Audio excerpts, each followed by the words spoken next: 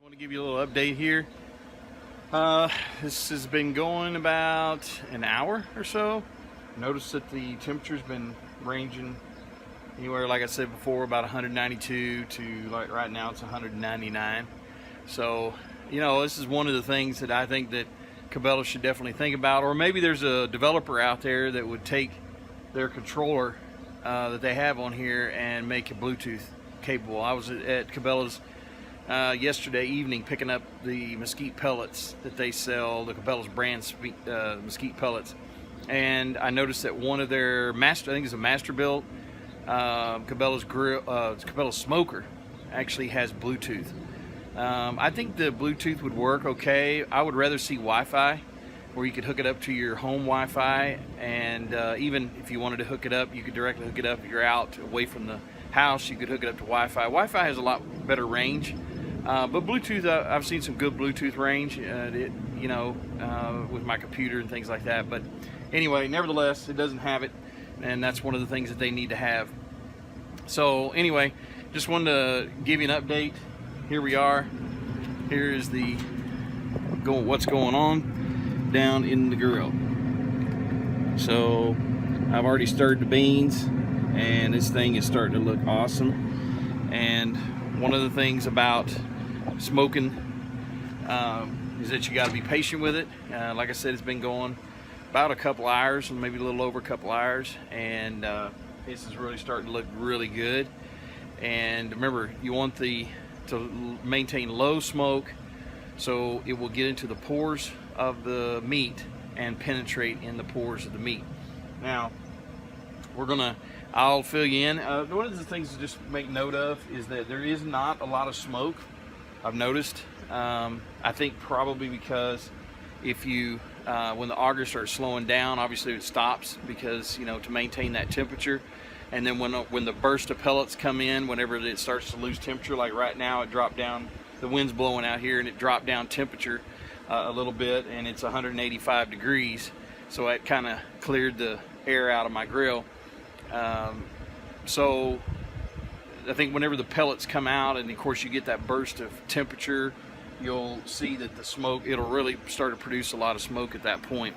One of the other things that I noticed here is whenever it starts really smoking good, that the smoke comes out of this drain catcher, drainage drippings catcher that is there, and it'll start pouring out there. Matter of fact, there's a little smoke pouring out of there now, so I don't know if you can see it or not, but nevertheless, that's kind of the way I'm thinking. I was originally going to put a damper on there, and I may still do it, but after seeing the smoke pour out of there earlier, out of that drippings drainage area, I think that it was filled with smoke, and that's the concern I had, is I want the grill totally filled with smoke. And so anyway, just a little update. I'll keep you posted as we go. We have been going for about about 3 hours on the cooking, smoking actually. So I wanted to give you an update of how it looks. Beans are there. I've been stirring the beans about every 30 minutes, so it looks like I'm doing pretty good on the brisket. On the bottom, looks real good. All right, we're about to take this brisket off and put it in aluminum foil. So I just wanted to give you one last look at it before we do that. And that thing's looking good. The probe is reading good. I got the beans over here. So we're running about 200 in here and about 165 degrees on the end of the brisket. So really we're pretty close to finishing up. What I'm gonna do is I'm gonna go ahead and wrap it up, get some help wrapping it up, and then sealing it real good with foil.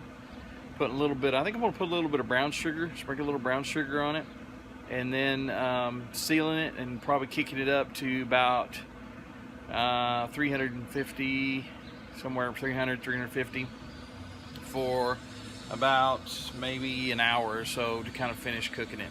So we are we'll down to the last part. I've got my lovely daughter here to help me out. And what we're gonna fix to do is we're fixing to put the brisket in a complete wrapping and seal it. But before we do that, I'm gonna put a little bit of brown sugar on it. So Abby, why don't you pull out a sheet and lay it across here. We're gonna use this nice table that the Cabela's put on their grill. Some of the grills don't even come with this. So let's lay out a little bit while my gloves are clean.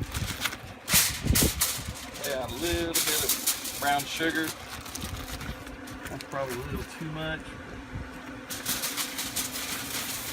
Now, what I've heard, I've never actually done this before, this will actually caramelize onto the brisket. So that's kind of what we were wanting to do. All right, so get a good look at this. This is after 6 hours of cooking. Oh my God, my baked beans, I'm gonna leave those in there. I don't know if I'm gonna leave them or not, but anyway. So it says that the meat is 167 degrees on the dial. So we're fixing to wrap this up. Leave that in there.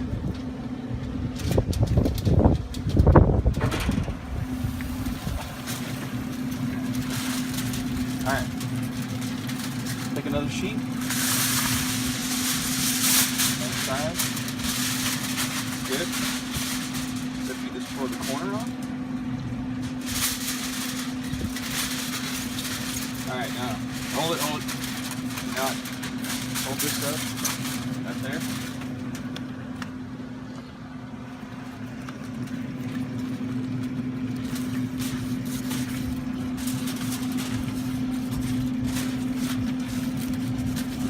Ooh man, the fat's already starting to fall apart, which is a good sign.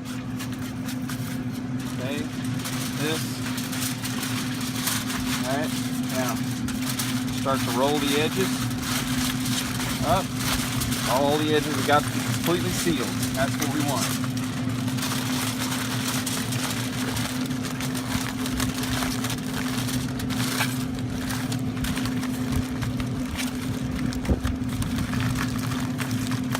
I have got heavy duty aluminum to make sure that it doesn't break or open up. That's what we want to achieve. Alright, so I'm going to lay this back down in here.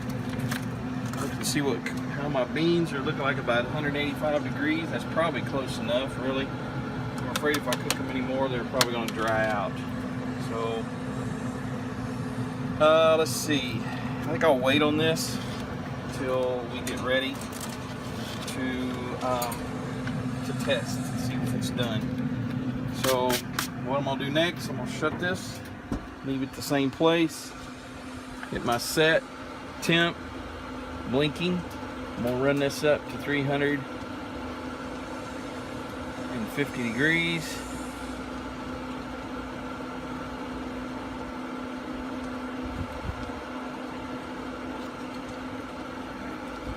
Alright, there we go. So we're ready to go. Alright, so the last step is to let it cook in its own juices. That's what we want to do. And we want it to retain all those spices and stuff we put on there, and then cooking it in its own grease and oil and things like that. And that's the reason why we seal it up. Plus, we're able to make sure that when we get it out, it's going to fall apart. So I'm only probably going to do this for about an hour, and then I'm going to set it out and let it rest. So, all right, we're at the last stage of our process. I'm fixing to open this up, and we're going to cut into it and see what it looks like. 6 hours of smoking. Then I cooked it at 350 for about 45 minutes, and I left it. I turned the pellet grill off, and then let it sit in there for the past. It's been sitting there probably at least about an hour. So it looks awesome. Come up here, get a shot of this. And it's sitting in its own fat. So this looks really good. So hopefully I can get this out of here.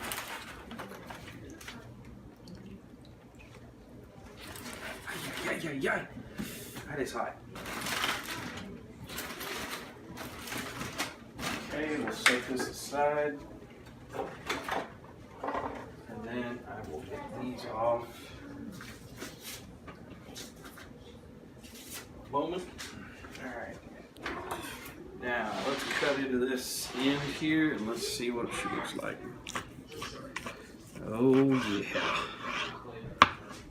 Alright, look at the smoke ring.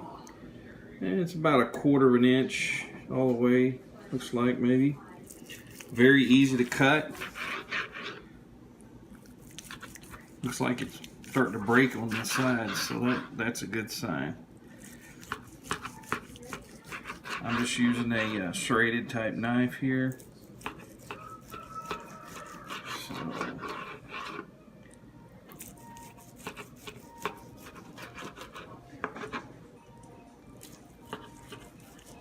alright, I'm going to try a piece of this right here. See what this tastes like.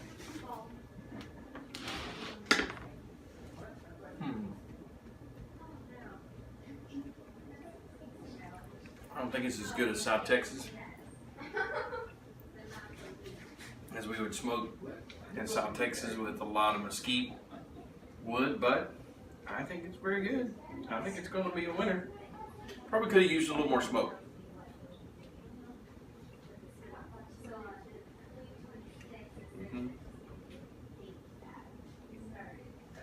All right, so there's our project, Smokin' and Brisket in the pellet grill.